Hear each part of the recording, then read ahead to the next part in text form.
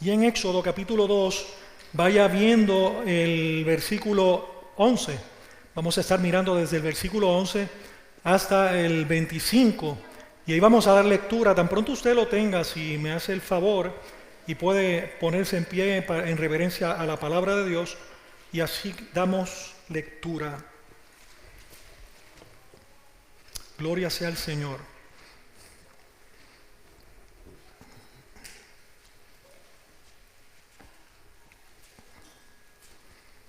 Amén.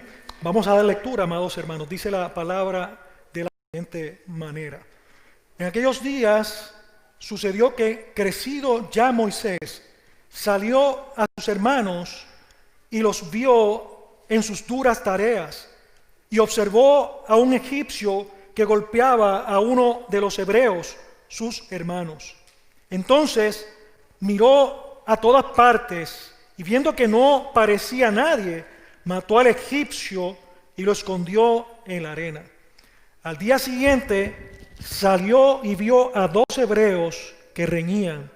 Entonces dijo al que maltrataba al otro: ¿por qué golpeas a tu prójimo? Y él respondió: ¿quién te ha puesto a ti por príncipe y juez sobre nosotros? ¿Piensas matarme como mataste al egipcio? Entonces Moisés tuvo miedo y dijo: ciertamente esto ha sido descubierto. Oyendo Faraón acerca de este hecho, procuró matar a Moisés, pero Moisés huyó de delante de Faraón y habitó en la tierra de Madián. Y estando sentado junto al pozo, 7 hijas que tenía el sacerdote de Madián vinieron a sacar agua para llenar las pilas y dar de beber a las ovejas de su padre. Mas los pastores vinieron y las echaron de allí. Entonces Moisés se levantó y las defendió y dio de beber a las ovejas. Y volviendo ellas a Reuel, su padre, él les dijo: ¿por qué habéis venido hoy tan pronto? Ellas respondieron: un varón egipcio nos defendió de mano de los pastores y también nos sacó el agua y dio de beber a las ovejas. Y dijo a sus hijas: ¿dónde está? ¿Por qué habéis dejado a ese hombre? Llamadle para que coma. Y Moisés convino en morar con aquel hombre, y él dio su hija Séfora por mujer a Moisés.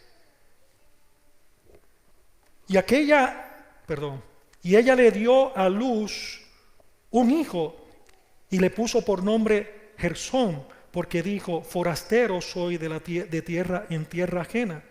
Aconteció que después de muchos días murió el rey de Egipto, y los hijos de Israel gemían a causa de la servidumbre y clamaron, y subió a Dios el clamor de ellos con motivo de su servidumbre.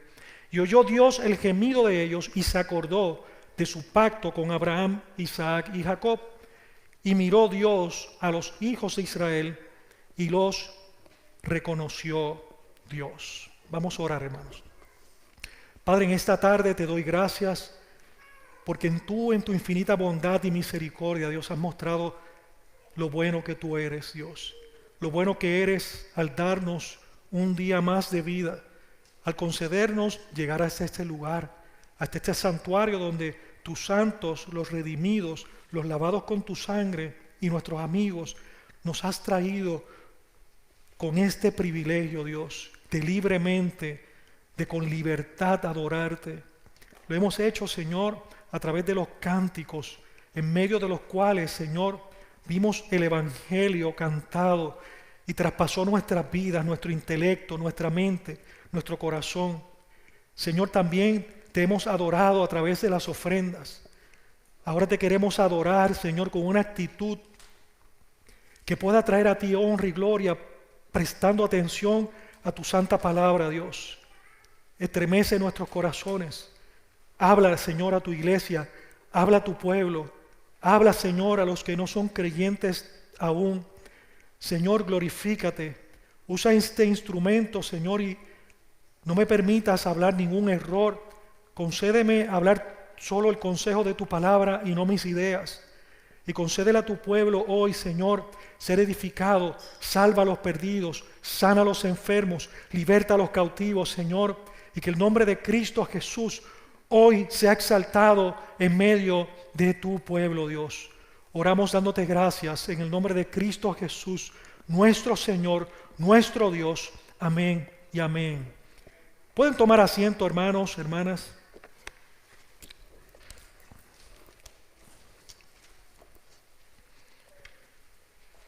Y amada iglesia, la semana pasada nosotros vimos el nacimiento de Moisés. Nosotros pudimos observar que el autor del Éxodo quería más que nada que su audiencia principal se enfocara en el único protagonista de la historia, porque ese protagonista es solamente Dios, el Creador, el único protagonista. Por eso nosotros nos vimos en esos primeros versículos los nombres, y nos hace pensar a nosotros que a donde Moisés quería que viéramos nosotros y a donde Moisés quiere que usted y yo veamos hoy es a Cristo. No miremos otra cosa. El predicador puede decir cantidad de palabras que quizás se confunda. Yo puedo decir cantidad de cosas que usted quizás ni entienda al 100%, pero Dios está aquí. Cristo está presente en medio de su iglesia. Así que yo quiero que usted enfoque su mirada en lo que Dios quiere hoy hablarnos a través de la Escritura. En Éxodo capítulo 2, versículos 11 al 25, que vimos nosotros la semana pasada. Vamos a hablar un poco de esto para hacer el preámbulo y sentar la base de lo que vamos a estar hablando hoy. Amado, los intentos de Satanás, 3 intentos que vimos en esos versículos de la semana anterior, fueron totalmente infructuosos. Fueron frustrados por causa de la mano de Dios. Fue imposible que el faraón lograra realmente detener que este pueblo siguiera creciendo y multiplicándose en medio de Egipto. Fíjense que lo que vimos fue que mientras la orden del faraón precisamente fue de que tiraran a todos los niños varones que estaban naciendo al río, Dios saca del río a ese mismo que iba a ser el Salvador, el Redentor, el Libertador de su pueblo, amado, para preservar a ese pueblo, para preservar sus promesas. Luego vimos que este matrimonio que revela la Escritura tiene a su tercer hijo y ellos observan algo, dicen que él es hermoso. Y vimos nosotros que esa frase realmente lo que quiere decir es: vio Dios que era bueno. Esa es la expresión de cuando ellos están diciendo que era hermoso. Y ese es el mismo lenguaje que se ve en Génesis capítulo 1 y versículo 3, donde dice: Dios miró lo que había hecho y consideró que era muy bueno. Así que, hermanos, cuando Moisés describe la reacción de sus papás al ver el niño, más que el querer que nosotros pensáramos que era hermoso, que ciertamente lo pudo, la redención de Israel con la obra creadora de Dios, porque en Egipto Dios estaba formando su pueblo. Fíjese cómo Moisés sigue conectando la historia a las promesas de Dios. El relato bíblico dice que colocaron a ese niño en un arca, y dice que fue una arquilla y lo pusieron a la orilla del río Nilo. Y nosotros vemos que cuando es colocado ahí, esa misma palabra de arquilla es sinónimo a canasta o a arca. Y es la misma palabra que en el hebreo se utiliza para describir esa palabra. En el único otro lugar que aparece en la Biblia es precisamente en la historia de Noé, en Génesis capítulo 6 al capítulo 9, donde se usa para describir el arca de Noé. Y aquí vemos otra conexión más, hermanos, en la historia de Noé. Dios salvó a Moisés de la misma manera que salvó a Noé. Tanto Noé como Moisés escaparon del juicio en un arca que fue recubierta por brea o con brea. Noé como Moisés entran en las aguas de la muerte y salen a una nueva vida donde experimentan un acto de creación de Dios. Pero más importante aún, hermanos, en esta introducción del capítulo 2, que nosotros podemos ver que el prototipo de un niño, en Moisés vemos ese prototipo de un niño que nacería en Belén, un niño que era mucho más digno de honor que Moisés, como dice Hebreos capítulo 3, versículo 3, dice: este niño Emanuel, como de hecho fue profetizado por Isaías como Emanuel. Y este bebé, al igual que Moisés, nació bajo sentencia de muerte. Pero como Moisés, Jesús fue liberado de la muerte. Pero a diferencia de Moisés, hermanos, Jesús luego murió para darnos vida a nosotros y para darnos vida en abundancia. Ahora que estamos viendo nosotros, cuando nos acercamos a estos versículos 11 al 15, donde vamos a ver tres escenarios, nos está enseñando que no importa, hermanos, lo que la simiente de la serpiente quiera hacer, el plan de Dios va a tener éxito. Dios está obrando y Dios ha de completar su obra. Y por eso, hermanos, yo quisiera que hoy pensemos un poco en este Moisés como el libertador que fue liberado. Y ese es el título del sermón, y vamos a comenzar viendo entonces en 3 encabezados este sermón. Y el primer encabezado, quiero que vean conmigo en la escritura los versículos 11 al 15. Moisés se identifica con el dolor de sus hermanos. Hoy vamos a ver estos versículos a la luz de la historia que Moisés ha escrito, inspirado por el Espíritu Santo, para que hoy nosotros veamos lo que Dios ha estado haciendo en medio de su pueblo, en silencio, sin que haya pompas ni haya anuncios. Dios está obrando. Y yo quiero que usted también vea a Dios de esa manera hoy aquí en medio de usted. Dios está obrando en silencio. Dios está obrando en el corazón de la vida de usted y de su hermano que está a su lado. Dios está trabajando en nuestras vidas para que sus promesas y su palabra se haga realidad en nosotros. Hermanos, cuando leemos estos versículos del 11 al 15, yo quiero que ustedes piensen que ya han pasado 40 años desde que nació Moisés. Ya ese bebecito que acabamos de hablar, que fue rescatado del Nilo y que lo cría entonces la hija del faraón, tiene 40 años, hermanos.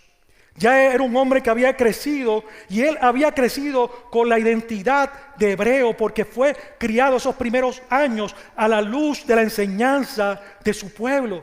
Pero fue educado por los egipcios. Fue educado con toda esa universidad que ustedes pueden ir a la historia y ver cuán ancho y grande y espectacular era la enseñanza de los egipcios para esa época.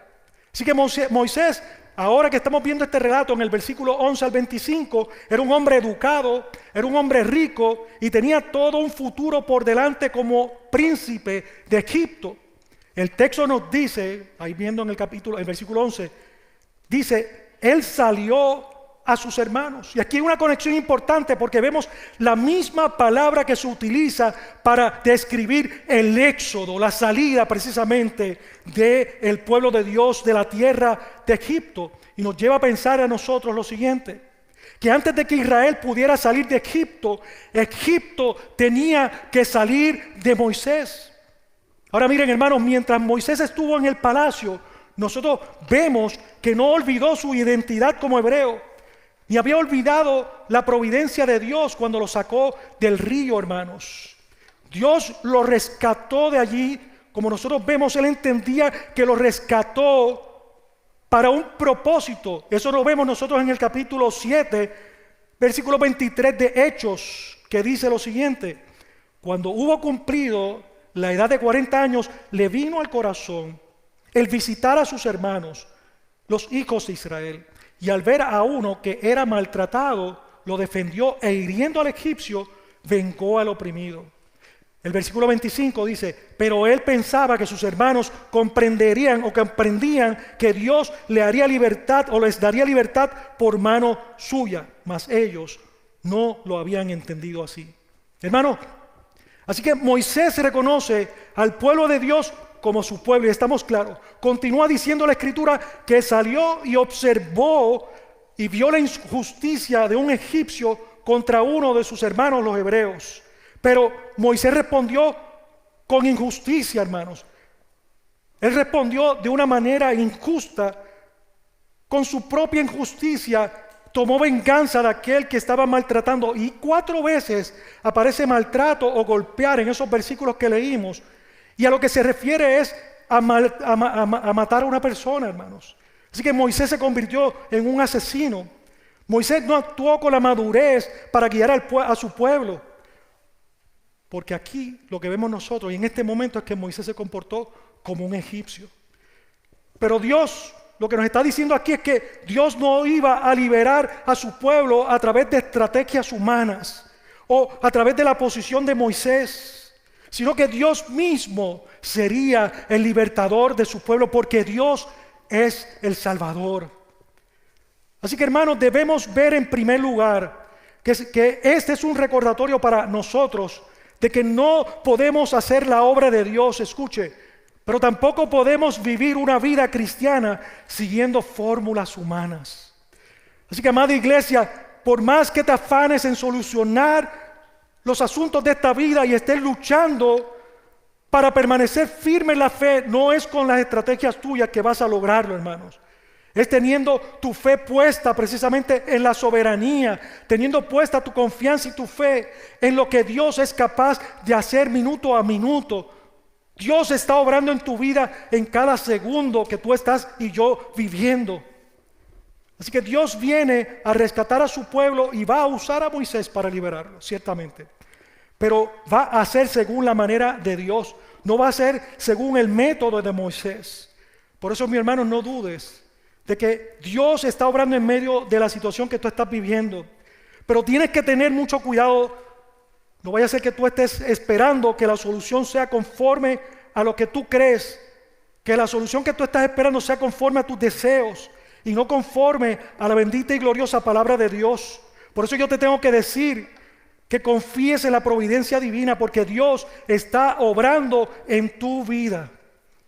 Así que, amada iglesia, en segundo lugar, vemos que Moisés estuvo dispuesto a menospreciar la identidad que tenía como hijo de la hija de Faraón, como dice Hebreos capítulo 11, versículo 24 y 25, que dice: por la fe Moisés, hecho ya grande, rehusó llamarse hijo de la hija de Faraón, escogiendo antes ser maltratado con el pueblo de Dios que gozar de los deleites temporales del pecado. Hermanos, Moisés escogió ser maltratado, y ser maltratado junto con el pueblo de Dios en lugar del lujo, de la opulencia, de las riquezas, del poder. Y no había marcha atrás. ¿Saben por qué no había marcha atrás? Porque ya al finalizar estos versículos dice que precisamente el faraón quería matarlo, hermanos. Y después de haberlo, precisamente, nosotros ver que Moisés no podía dar marcha atrás, nosotros vemos que Moisés lo que hace es que decide cortar con todos los lazos que tenía con Egipto. Y es después de que Moisés es liberado de esos lazos que tenía con Egipto, que Dios entonces utiliza a Moisés como el libertador de su pueblo. En tercer lugar, en este encabezado, Moisés se humilló. Por la fe, él dejó todo ese glamour por amor a sus hermanos los hebreos. Pero las acciones de Moisés, hermanos, hasta aquí apuntan a una gloria más grande. Apunta a Cristo, que siendo Dios mismo, no tomó en cuenta el ser igual a Dios como algo a que aferrarse, sino que se despojó de toda su gloria y se hizo hombre, hermanos, como dice Filipenses capítulo 2, versículo 5 en adelante. ¿Qué podemos nosotros aprender aquí hasta este momento, en este punto? Que de la misma manera que Moisés no escatimó el abandonar todas las cosas por causa de su convicción y de la fe que había puesto en las promesas de Dios, Dios espera que nosotros hagamos lo mismo que hizo Moisés. Usted y yo hemos sido llamados a vivir conforme al estándar de la Biblia como pueblo de Dios. Aunque le duela, hermano, escuche, aunque le provoquen a usted, aunque le persigan, usted ha sido llamado a renunciar a toda atadura en este mundo. Usted debe ser separado por su fe para Cristo y no estar amarrado a las cosas de este mundo. Fíjese que Moisés dio un giro de 180 grados y prefirió ser un hebreo despreciado en lugar de un egipcio privilegiado. Prefirió a Dios antes que los beneficios egoístas que podía él tener allí.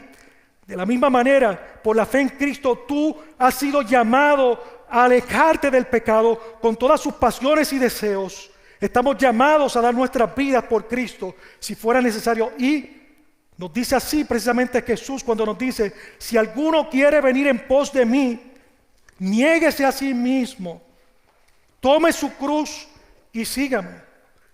Mateo 16:24.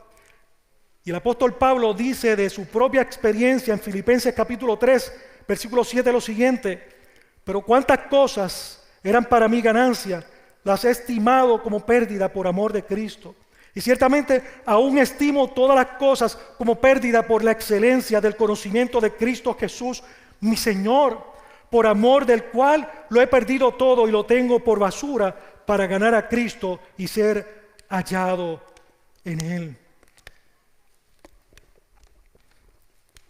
Pero la realidad, mis hermanos, es que estamos viviendo en una época de un cristianismo, como yo le llamo, wichiwachi. Un cristianismo que realmente está diluido y tiene mucho conocimiento, pero están alejados de una experiencia personal y viva con el Redentor. El conocimiento debe, hermanos, traer precisamente compromiso con la iglesia local. Un cristiano comprometido procura asistir a las reuniones oficiales de la iglesia. Un cristiano comprometido procura ayudar a la iglesia con sus finanzas sacrificialmente. ¿Dónde has puesto tu compromiso como creyente? Hermanos, si nos llamamos verdaderamente cristianos, debemos seguir a Cristo y debemos desear estar unidos espiritualmente al pueblo de Dios como lo hizo Moisés. Dios estaba preparando el corazón de Moisés porque le esperaba un trabajo muy arduo con un pueblo verdaderamente difícil. Dios le estaba enseñando a Moisés que esta tarea sería imposible sin Dios. Si Dios mismo no intervenía con este pueblo, Moisés no iba a poder realmente cumplir la labor que Dios le había dado. Precisamente por eso es que comienza con esta escuelita que acabamos de ver en estos versículos. Cuando se encuentra Moisés con el menosprecio que vemos en esos versículos 14 y 15, Dios está guiando los pasos de una manera propia para que apunte la vida de Moisés a aquel de quien es sombra todo lo que vemos en el Antiguo Testamento, para que vean a Cristo, que dijo a sí mismo en sus propias palabras Jesús: a los suyos vino, a los suyos lo rechazaron. Pero más adelante dice: mas a los que le recibieron, a los que creyeron en su nombre, le dio potestad de ser hechos ¿qué? Hijos de Dios. Moisés fue rechazado por su pueblo y odiaba y fue odiado en Egipto, igual que lo hicieron con Cristo. Así que no solo se vio amenazado por el faraón, sino que también fue rechazado por su propio pueblo. Por lo tanto, Moisés huye a Madián, como dice el versículo 15. Así que pasamos entonces a nuestro segundo punto, de los versículos 16 al 22, con el encabezado: Moisés en la tierra del pacto. Ustedes pueden mirar conmigo la escritura, los versículos 16 al 22, no los voy a leer, ya los leímos, voy a hacer referencia a ellos y estamos viendo que es que Moisés sale, no solo salió con esa palabra, que es la palabra distintiva de Éxodo, sale hacia sus hermanos, sino que sale de Egipto. Bueno, como dice el versículo 15, Moisés termina en Madián y resulta algo interesante para nosotros mientras estudiamos la palabra es que estos madianitas eran familia o descendientes de Abraham. Génesis capítulo 25, versículo 2. Así que, hermanos, lo que trae a nuestra mente es que es muy probable que estos madianitas creyeran en las enseñanzas de Abraham.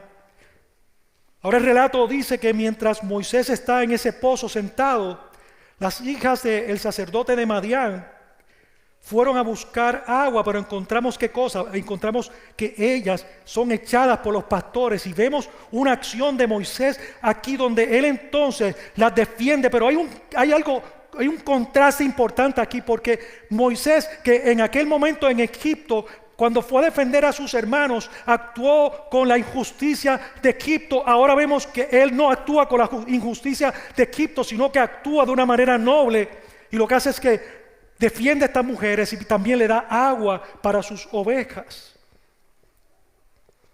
De esta manera nosotros estamos viendo cómo Dios está trabajando en su corazón. Y va viendo Moisés lo que significa ser un salvador, un ayudante, un libertador de su pueblo. Escuchen, hermanos, de la misma manera que Dios estaba guiando a Moisés providencialmente por el bien de su pueblo y para su gloria, también Dios está obrando en su iglesia para que sus propósitos se cumplan. Los versículos 18 al 21 pueden mirar allí. Fíjense que él fue rechazado. Lo que me llama la atención es que él fue rechazado por su pueblo, sin embargo fue recibido por extraños eventualmente. Podemos ver que Jetro, su suegro, que no se menciona su nombre en los primeros versículos, lo recompensó. No solo lo recibió en su casa, sino que también le ofreció pan. Y también Moisés se casa con su hija Séfora y tiene un hijo. Éxodo capítulo 1, hermanos. Nosotros estamos viendo que se cumplió la promesa de Abraham, donde Israel se convirtió en una gran nación. Ahora nosotros estamos viendo aquí en Éxodo capítulo 2, Moisés encuentra el cumplimiento de la segunda parte de la promesa que Dios le dio a Abraham, porque él encuentra un hogar. Él encuentra y se encuentra precisamente la tierra prometida. Así que ¿qué tenemos nosotros aquí? Que tenemos un cuadro en donde tenemos a un pueblo sin una tierra y a Moisés en la tierra prometida, pero sin un pueblo.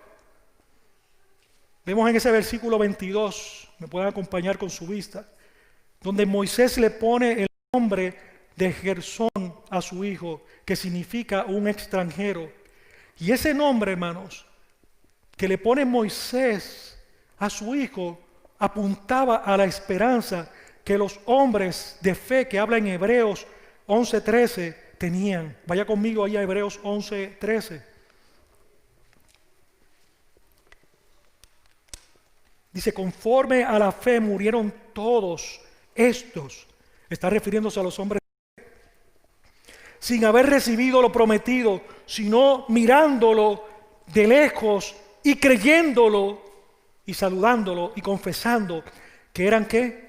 Extranjeros y peregrinos sobre la tierra. Hermano, todos estos hombres de Dios consideraban que eran extranjeros en la tierra. Ellos vivían en lo que nosotros conocemos en la teología reformada como el ya, pero todavía no. Qué glorioso, hermanos. Ellos estaban deseosos en sus corazones por ese tiempo final. Sin embargo, ellos vivieron con la esperanza del Dios que realmente les había salvado. Nosotros vemos que nosotros no somos aquí tampoco. Nosotros somos peregrinos y extranjeros. Esa misma esperanza que estos hombres tuvieron y esa misma esperanza que Moisés, que Dios nos está plasmando aquí, es la que debemos tener nosotros. Fíjese cómo dice precisamente la Escritura: nuestra ciudadanía está en los cielos, de donde también esperamos al Salvador, al Señor Jesucristo, el cual transformará el cuerpo de la humillación nuestra para que sea semejante al cuerpo de la gloria suya, por el poder con el cual también puede sujetar a sí mismo todas las cosas. Eso lo vemos en Filipenses capítulo 3. Somos peregrinos y extranjeros. No pertenecemos a esta tierra, hermanos. Dios vemos que está preparando al hombre que su pueblo necesitaba, para que él fuera el líder que entendiera las pruebas por las que estaba pasando su pueblo. Moisés supo precisamente lo que era ser un extraño en tierra extraña. Como el pueblo de Dios eran extraños en tierra extraña. De esa manera también vemos cómo Moisés tipifica al Mesías, como lo vemos en Hebreos capítulo 4, versículo 15. Porque no tenemos un sumo sacerdote que no pueda compadecerse de nuestras debilidades, sino uno que fue tentado en todo según nuestra semejanza, pero sin pecado. Estuve leyendo de un libro una cita que les voy a leer. Dice: Moisés estuvo 40 años en Egipto aprendiendo algo, 40 años en el desierto aprendiendo a hacer nada, y 40 años en el desierto demostrando que Dios es todo. De hecho, por cada año de ministerio pasó 2 años en preparación.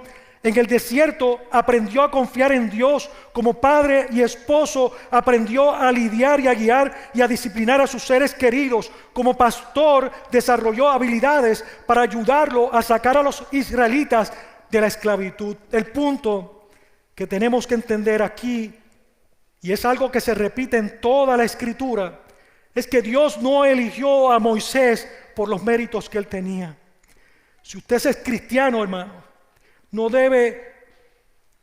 se debe a que Dios haya visto algo bueno o que tenga méritos usted para ser cristiano.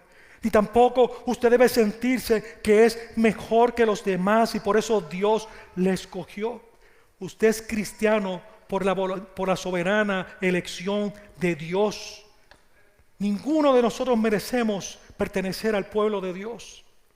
Y eso me hace llegar al punto número 3, los últimos versículos 23 al 25. Dios está obrando en silencio. Dice la Escritura: aconteció que después de muchos días murió el rey de Egipto, y los hijos de Israel gemían a causa de la servidumbre, y clamaron, y subió a Dios el clamor de ellos con motivo de la servidumbre, y oyó Dios el gemido de ellos, y se acordó de su pacto con Abraham, Isaac y Jacob, y miró Dios a los hijos de Israel y los reconoció Dios. Ese es el Dios nuestro. Y al final aquí vemos entonces ya la entrada o el preámbulo para que entonces el Dios siguiera hilando toda la historia que iba a desarrollar para sacar al pueblo de Egipto. Y aquí vemos dos cosas. En primer lugar, vemos que Moisés había estado ausente por 40 años, como leímos anteriormente. Hebreos capítulo 7, versículos 29 al 30, habla precisamente de ello. Y durante todo este tiempo, los hijos de Israel estuvieron bajo la opresión de Egipto, bajo la opresión de la esclavitud, bajo el escarnio y lo que era la opresión maligna de Egipto. Así que nosotros vemos aquí que cuando estamos leyendo este relato, Moisés habría tenido, cuando fue a liberar o fue a sacar al pueblo, ya 80 años. En segundo lugar, la muerte de este rey nos permite saber que Dios está preparando el camino para poder enviar al Salvador o al libertador de su pueblo de regreso a Egipto. Hermano, no hubo un cambio. Fíjese que la Escritura ahí no está señalando que hubo un cambio de reinado y que ese cambio de reinado favoreció al faraón, como muchas veces ocurre. Muchas personas vemos en los gobiernos que cuando viene un nuevo mandato hay un perdón presidencial y se le otorga ese favor a algunos, de modo que si algunos pensaban que el rey nuevo que viene a Egipto, el nuevo faraón, iba a ser más condescendiente con ellos, es todo lo contrario. El pueblo clama y gime debido a la opresión y la miseria. Y aunque en estos versículos 23 al 25 nosotros no vemos que diga literalmente que ellos, su gemido, su clamor, sus súplicas fueron dirigidas a Dios, nosotros entendemos que Dios, antes de que ellos abrieran su boca, ya estaba escuchando el gemido, el clamor por la opresión que estaban sintiendo. Y era natural que se sintieran así. Proverbios capítulo 29, versículo 2 nos dice que cuando gobiernan los impíos, el pueblo gime. Pero mis amados hermanos, antes de que ese pueblo levantara un clamor, ya Dios estaba actuando, y lo hemos leído hasta ahora, ¿no? Hemos visto la historia, el desenlace.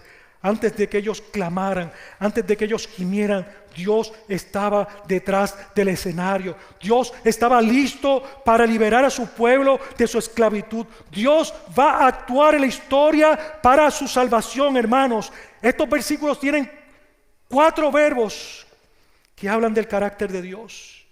Dios escucha, Dios recuerda, Dios ve y Dios conoce, hermanos. Ese es el carácter de Dios mostrado a nuestras vidas, mostrada a nosotros como iglesia, para que entendamos que le servimos a un Dios vivo, a un Dios verdadero, a un Dios real, a un Dios omnipotente, a un Dios que es sensible Una vez más nosotros lo que vemos es ahí a un Dios que está obrando en silencio. Parte del plan de Dios era que el corazón de esta gente se tornara a Él. Él deseaba redimirlos, sí, ciertamente. Pero este pueblo, nos dice precisamente Ezequiel capítulo 20, que se había apartado de Dios cuando estaban en Egipto. Ezequiel capítulo 20 dice que Israel se había alejado mientras estaba en Egipto, que habían estado yendo tras los ídolos de Egipto. Y Dios esperaba precisamente pacientemente hasta que sus gritos se levanten para atraerlos de regreso a Él. Dios se muestra a ellos en el momento en que ellos están en la desesperación, pero mirando probablemente a sus ídolos, probablemente aquellos dioses que se habían contaminado con el pueblo de la nación de Egipto.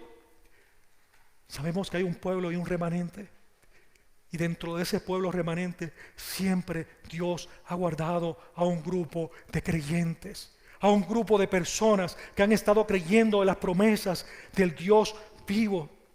Escuche bien esto, hermanos. No fueron los gritos de los israelitas los que causaron que Dios actuara en la redención de ellos o la liberación. Hemos visto que Dios ya estaba trabajando para redimirlos mucho antes de que ellos levantaran todos estos gritos. Y amados hermanos, muchas veces Dios en su misericordia está haciendo cosas en nuestras vidas y ni siquiera nos damos cuenta ni vemos su mano, pero su mano de misericordia está obrando. Aunque tú no lo veas, aunque tú no lo sientas, Dios está obrando, porque Dios está en silencio en medio de tu vida, en medio de tus circunstancias, en medio de tu adversidad, en medio de la opresión que tú estás viviendo. Dios está obrando en silencio. Tú lo puedes creer, hermano. Hermanos, la providencia de Dios muchas veces está operando en tu vida a través de cosas comunes y corrientes, en cosas cotidianas de tu vida, cosas que tú ni siquiera ves porque las das por rutinarias, las das como más del día a día. Sin embargo, Dios está usándolas para trabajar en tu vida y para trabajar en la vida de los que te rodean. Dios está usándola para transformar tu corazón, para que tu corazón cada día esté más alineado a amarlo más, a corresponderle más, siendo obediente a su palabra, sabiendo que puedes contar con el Dios que te salvó, que te va a hacer prevalecer o permanecer fiel hasta el final, hermanos. Pero en este caminar sabemos que hay altos y bajos. Hay momentos duros, hay momentos difíciles. Hay momentos donde no estamos al 100, hay momentos donde estamos al 0, y hay momentos donde no vemos a Dios cuando estamos ahí. Cuando nos hemos alejado de Dios, pensamos que Dios se alejó de nosotros, porque se nos convierte la situación como si fuera un horno de fuego. Se nos convierte la situación como la opresión que vivieron estos hombres que estaban allí esclavos en Egipto. No vemos el Dios verdadero. No lo vemos porque estamos en baja.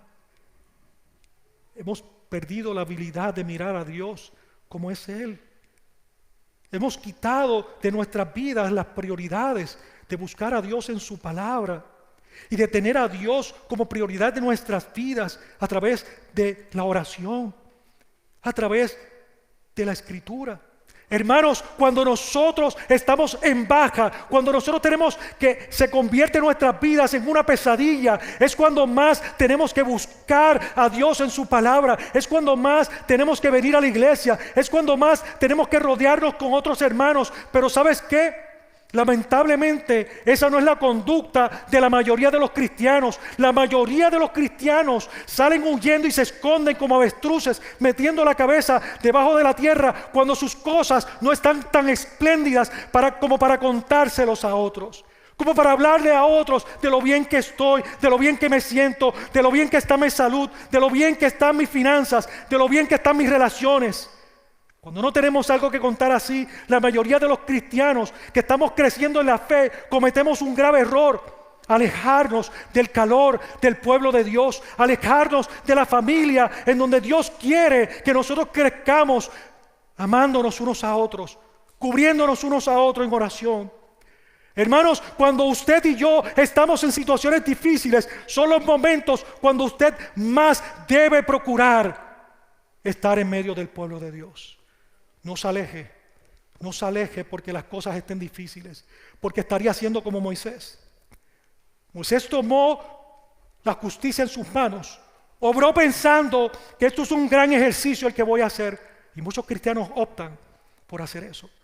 Toman el gran ejercicio de alejarse del calor de la familia de la fe, de la familia de Dios, donde usted fue adoptado y hecho parte de la iglesia de nuestro Dios. Y crecemos juntos.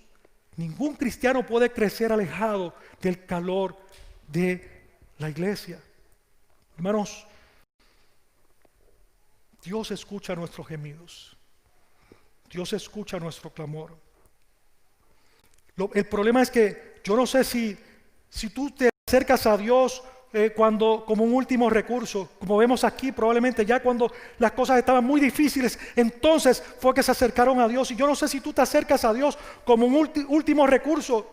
Yo no sé si solo clamas a Dios cuando estás en tiempos de angustia. Yo no sé si eres de los que esperan hasta el último momento para levantar un gemido de auxilio ante Dios. Y Dios en su sabiduría desea que lo ames en lugar de usarlo. En lugar de ver las manos de Él, Dios desea que tú veas su corazón. Dios escucha el clamor de su pueblo. Los versículos 24, ya la parte mitad, y versículo 25, estos versículos nos muestran ese corazón compasivo de Dios. Y nos dice el por qué, cuál es la motivación que Dios tiene y por la cual quiere redimir a su pueblo.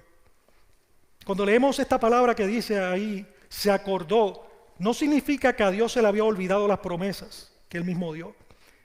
De hecho, eso es un antropomorfismo, haciendo a Dios, que es espíritu, entendible para nosotros que somos seres humanos de una forma simple, con nuestras facultades humanas, oído, voz, ojos. Pero Dios es espíritu. Lo que significa se acordó es que Dios se decidió a obrar en favor de sus promesas. Dios en su calendario divino, Dios en su providencia divina, Dios en sus decretos santos decidió cumplir sus promesas. Y el versículo 25 dice que Dios se fijó en los israelitas y los tomó en cuenta. Esta frase se refiere a ambas cosas, que Dios tomó en cuenta los sufrimientos, pero también tomó en cuenta las promesas que Dios había dado. ¿Sabes por qué, hermano? Porque lo que estaba en juego aquí no era la liberación de la nación de Israel de Egipto. Lo que estaba en juego aquí, y lo que ha estado en juego aquí desde que estamos predicando Éxodo, es precisamente el Dios creador, el Dios salvador, que sus promesas estaban en juego. Y ninguna de las promesas de Dios iban a fallar.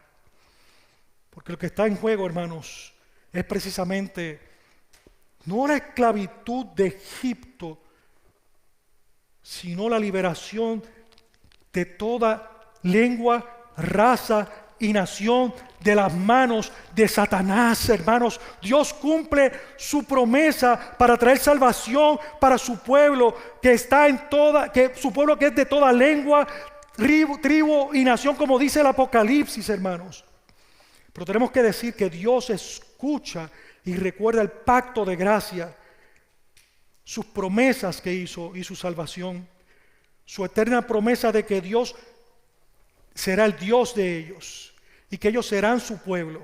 Esa es la promesa que Dios le dio a Abraham, de que todas las naciones serían benditas a través de él. Y el versículo 25, hermanos, hay algo más que quiero que veamos en ese versículo 25, y es que Dios dice ahí que conocía a su pueblo. Y esta palabra conocía, lo que quiere decir es que Dios conocía todos los detalles de su sufrimiento. Por eso quiero decirte que Dios, como te he repetido, Dios conoce tu situación porque Él ve todo lo que pasa, hermano. Él escucha tus oraciones y Él responde para siempre. Escuche, Dios responde siempre para su gloria y Dios responde conforme a su perfecta voluntad. Dios no responde conforme a nuestros caprichos. Usted puede orar cosas y Dios no contestarlas, no porque Dios es malo, No porque Dios no le está escuchando. Es que muchas veces el lente de nosotros para ver la respuesta a nuestras súplicas es distinto al lente de la respuesta de Dios en primer lugar. Y en segundo lugar, la Escritura nos enseña que nosotros no recibimos lo que pedimos porque no pedimos conforme a la palabra de Dios. Estamos pidiendo egoístamente. Y Dios nos enseña que Él oye y Él responde. Y Dios oye y responde para su gloria primeramente. Así que lo que tú estás pidiendo, hermana, hermano, joven, niño, lo estás pidiendo para la gloria de Dios. Punto, punto, punto. Lo que tú estás pidiendo es la perfecta voluntad de Dios. ¿Cómo sabemos la perfecta voluntad de Dios? Es una pregunta, pastor. ¿Cómo yo sé cuál es la perfecta voluntad de Dios? Su palabra. Es su palabra, amados. Amada iglesia, es en su palabra. Tú tienes respuesta de Dios para tus asuntos en su palabra, en su escritura. Pero si abandonamos la escritura, si la tiramos para un lado, si salimos hoy domingo de aquí y el resto de la semana no abrimos la escritura, la dejamos allí hasta el miércoles o tal vez, si acaso, el viernes, hermanos, no estamos conociendo la voluntad de Dios. Su voluntad perfecta Él la ha revelado. Dios, todo lo que tiene que ver, escucha, hermano, nosotros creemos que todo lo que tiene que ver en asuntos de fe y de nuestra vida práctica, la autoridad no son mis opiniones, ni es la opinión de tu hermana o de tu hermano. La autoridad es la palabra de Dios. Ella rige sobre toda decisión y sobre todo pensamiento y sobre toda decisión que nosotros tengamos que tomar. Pero nos gusta agarrar el teléfono y preguntarle a 1000 personas qué piensan sobre tal cosa. Y el último que buscamos es a Dios. Es triste, hermano, que el pueblo de Dios caminemos con nuestros oídos cerrados a lo que Dios nos quiere hablar. Cerrados a lo que es la voz de Dios a nuestras vidas. Dios no me habla. Dios me ha abandonado. Ya Dios me ha desechado. No, Dios está escuchando tu clamor. Él quiere que tú te tornes a Él como el pueblo de Egipto. Dios se acordó de ellos, por último, hermanos. No porque ellos se lo merecían. Dios respondió porque Dios cumple sus promesas. Hermanos, si tú crees que Dios te prometió algo y no lo ha cumplido, ve a la Escritura, ve a la palabra. Las promesas de Dios están aquí. No en 3 pasos para ser feliz y tener un matrimonio mejor. No en 3 pasos para tener unas finanzas más prósperas. No. No en 5 pasos para dejar mi adicción. Las promesas de Dios están en su palabra. Y es ahí donde nosotros tenemos que ir. Es ahí donde nosotros tenemos que acudir continuamente. Es ahí donde nosotros tenemos que poner como nuestra vida como si fuera la sombra de un árbol frondoso, donde cuando tú te sientas allí y empiezas a abrir las páginas, tú sientes el fresco o el aire que viene a llenar tu vida. Tú sientes como agua cristalina que viene a refrescar tu vida en medio de un tiempo de calor. Tú sientes el abrigo del Altísimo sobre tu vida cuando estás en un tiempo de frío. Tú sientes el consuelo y experimentas con tu mente, con tu corazón, la realidad de un Dios vivo que está operando en la vida de la iglesia de manera real, donde nosotros estamos apesadumbrados, cuando nosotros estamos tristes, cuando nosotros estamos felices, Dios está ahí en medio de nosotros. Hermanos, concluyendo ya, Dios prometió un redentor para liberarnos de nuestra esclavitud al pecado. Envió a su Hijo amado, quien guardó toda la ley por nosotros. Él fue perfecto, Él no falló, Él no quebró ni pecó ni una sola de las leyes escritas, y lo hizo para que fuera imputada su perfección a nuestras vidas. ¿Tú quieres ser perfecta? ¿Tú quieres ser perfecto? Ven a Cristo. Y tú dices, pero ¿y este montón de gente aquí, estos hipócritas que vemos aquí? Sí, porque cuando Dios nos mira a través de la gloriosa obra que Cristo hizo en la cruz del Calvario. Vivió una vida perfecta, la cual nos fue imputada. Y Dios el Padre nos mira perfectos a nosotros. existencialmente no lo somos. Y estamos luchando contra el pecado. Estamos batallando y tenemos que hacerle frente día tras día. Eso no es ser hipócrita. Eso es lo que nos lleva a humillarnos como creyentes a los pies de Cristo, diciendo como la enseñanza de hoy, ser libres para libertar a otros. Un libertador que fue liberado como Moisés, donde vemos la gracia de Dios obrando en nuestras vidas para Él ser el grande y no nosotros, para depender completamente de Él y no nuestras fuerzas, no nuestro deseo, lo que Dios quiera hacer que sea nuestro anhelo. Si tú eres creyente, recuerda que le pertenecemos por el pacto de gracia en Cristo. Y el Dios de la Biblia no está distante de su iglesia. Dios está ahí. Dios maneja, recuerda, Dios es trascendental. Él va por encima de todas las cosas. Él gobierna el mundo entero. Nada se le escapa. Dios no es un diosito de los mormones que se queda ahí aislado en un planeta Tierra. Dios es Dios del universo, nuestro Dios, el Dios de la Biblia, no de otro libro. Es el Dios creador del universo y de todo lo que existe. Pero es un Dios inmanente, que lo que quiere decir es que un Dios que está cercano a nosotros. No es un Dios deísta donde tú lo ves en un árbol, lo ves aquí, lo ves allá, no. Dios es un Dios que está con nosotros, como dijo en la Escritura el profeta. Nacerá un hijo de esta virgen, parafraseando la Escritura, y su nombre será llamado Emanuel. Y hoy ese hijo resucitó de entre los muertos, siendo su sacrificio aceptado por el Padre como suficiente para que hoy tengamos redención nosotros. Y envió su Espíritu Santo para que cada creyente, cada persona que recibe a Cristo sea bautizado por el Espíritu Santo y hoy more el Espíritu Santo, Dios, la tercera persona en cada uno de nosotros para ayudarnos en nuestra debilidad. Necesitamos a Cristo. Sé fiel, hermano y hermana, y haz el compromiso de servirle como mencionamos anteriormente. Vamos a inclinar los rostros y oramos.